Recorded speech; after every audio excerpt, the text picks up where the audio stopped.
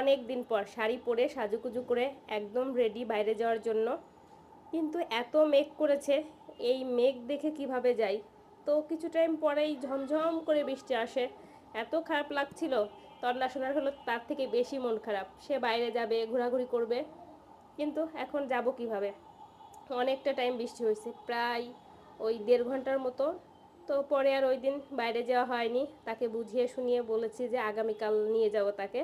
শাড়ি পরেছি, pick video তো করতেই হবে। শাড়িটা মূলত আমার পেজের তন্না ফ্যাশনের। তো শাড়িটা শ্যুট করার জন্য মূলত পরেছিলাম।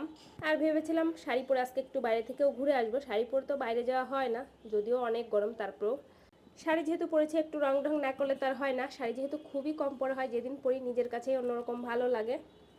পরের দিন দুপুরে রান্না বান্না করছি। সকালে অনেক কিছু রান্না করা হয়েছে, কারণ ওই যে তন্না সোনাকে নিয়ে স্কুলে যাই, সকালে দেখা যায় অর্ধেকটা রান্না করা হয়। দুপুরে আমি সেই টাইমগুলোই বেশিরভাগ টাইমে রান্না করা হয়। তো আজকে দুপুরে শুধু এই যে মাছটাই রান্না করব। তন্না সোনাকে আলাদা করে রান্না করে দেবো, আর আমাদের জন্য ঝাল করে রান্না করব। বাড়ি থেকে আসার পর আর বাজার করা হয়নি। ফ্রিজে যে মাছ মাংস ছিল ওইগুলোই এই কয়েকদিন খাওয়া হয়েছে, বাজার করতে হবে। আর গ্যাসটাও ছিল একদম হাই হিট, এর জন্য মাছ ভাজাগুলো আজকে খুব সুন্দর হয়েছে। আর পাকা আম বের করে নিয়েছি, বাড়ি থেকে আসার সময় তো মা অনেক আম দিয়ে দিয়েছিল। এই যে আম অনেক দূর থেকে নিয়ে আসলে দেখা যায় অনেকটা নষ্টও হয়ে যায়, পাকাগুলোও নষ্ট হয়, যেগুলো কাঁচা থাকে ওই যে আস্তে আস্তে পেকে যায়। মাছটা বসিয়ে তারপর হলো আম কেটে আমি আর তন্না সোনা আম খাবো।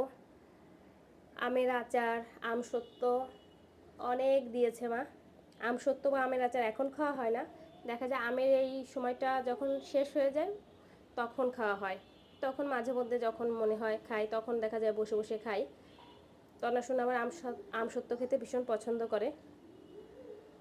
তো মাছটা ভেজে তারপর তেলে দিয়ে দিলাম হলো পেঁয়াজ।